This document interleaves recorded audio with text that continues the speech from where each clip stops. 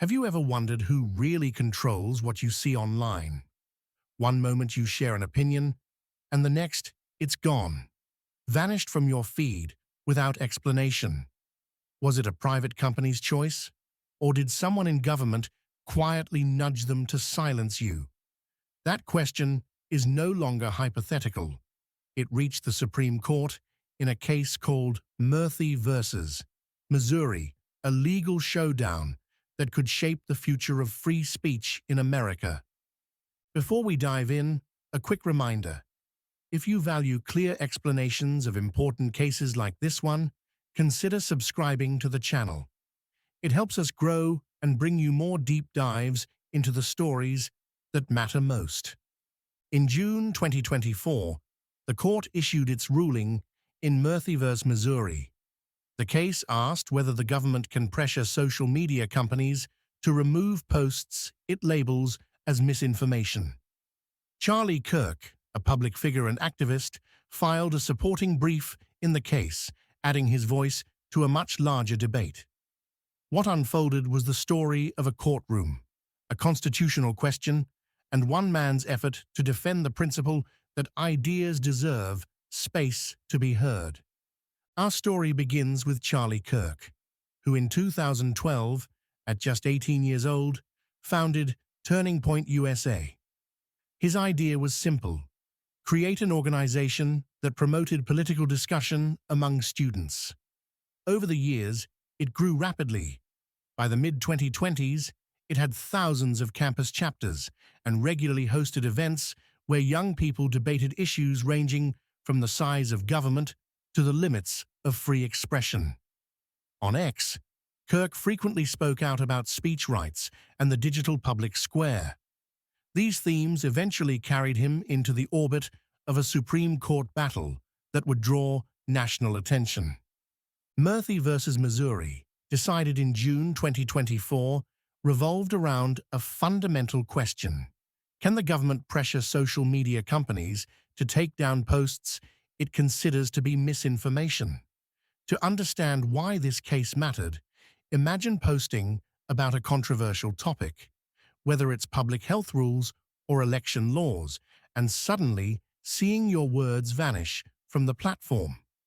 Not because you broke the law, not because you changed your mind, but because powerful officials leaned on a company to silence your voice.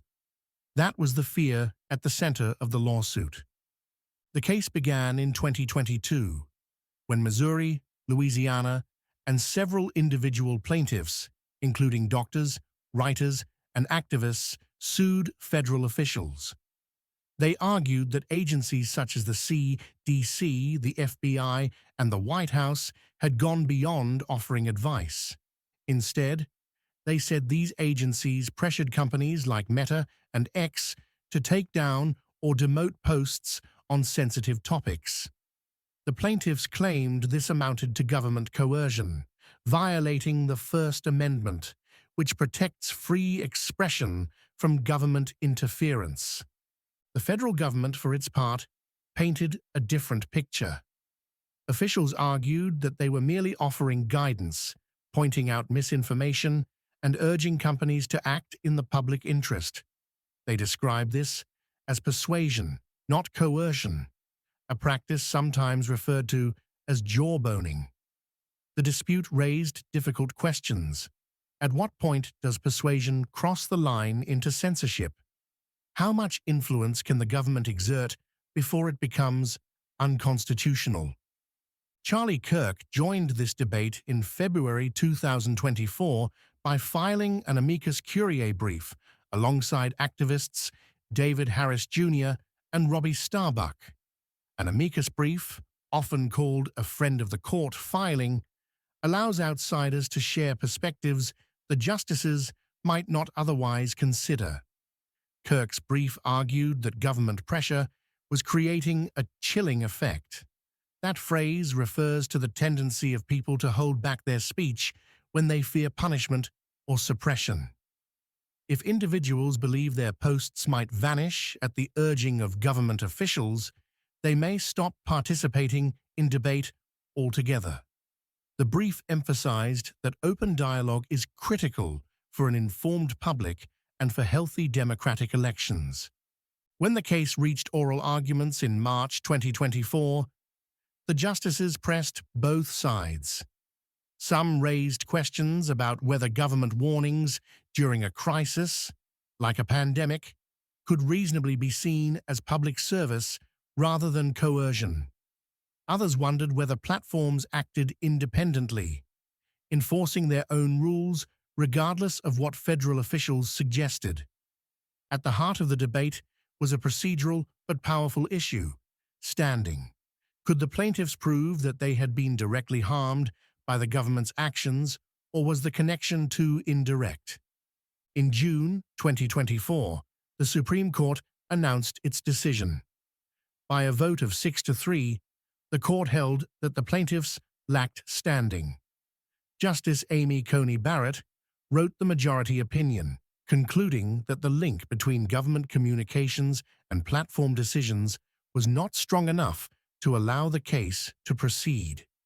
Because of that gap, the court did not address the underlying First Amendment question.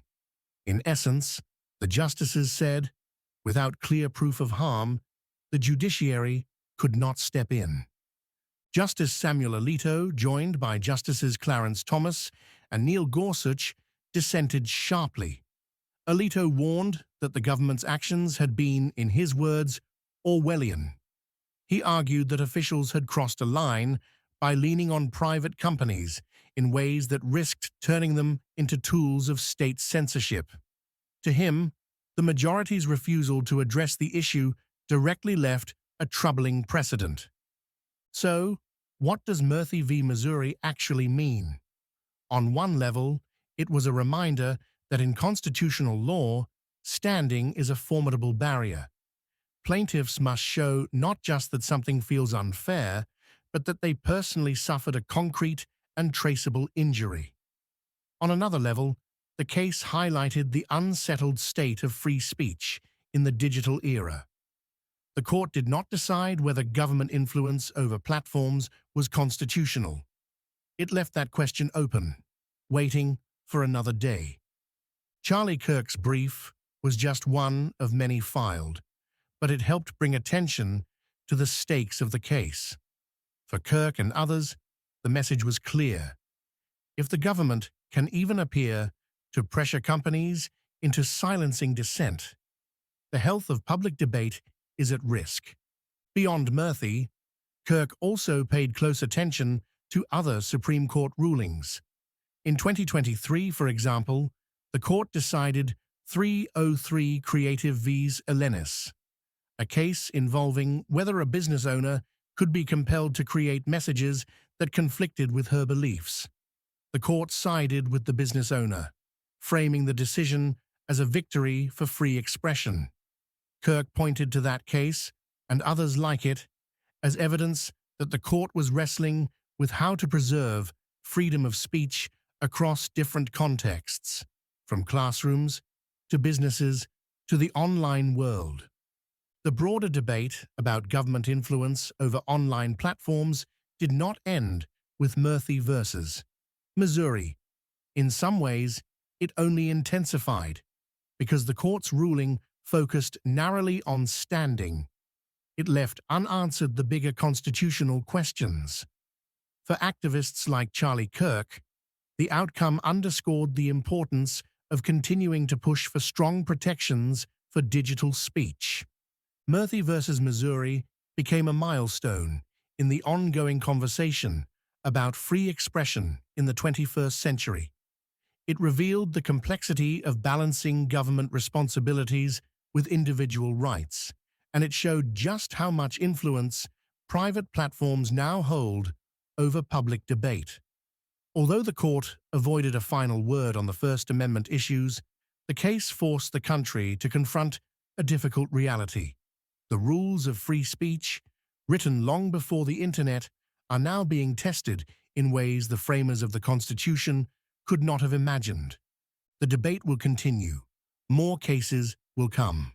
Politicians, judges, activists, and everyday users will keep asking where the lines should be drawn. But amid the uncertainty, one principle remains clear. The law is still wrestling with how best to protect our voices in a world where speech increasingly lives online. Thank you for watching. If you found this breakdown helpful, don't forget to subscribe to the channel. That way, you won't miss future deep dives into cases shaping our freedoms. And when you're done here, check out the other videos on this channel to continue exploring how the law and free expression intersect in today's world.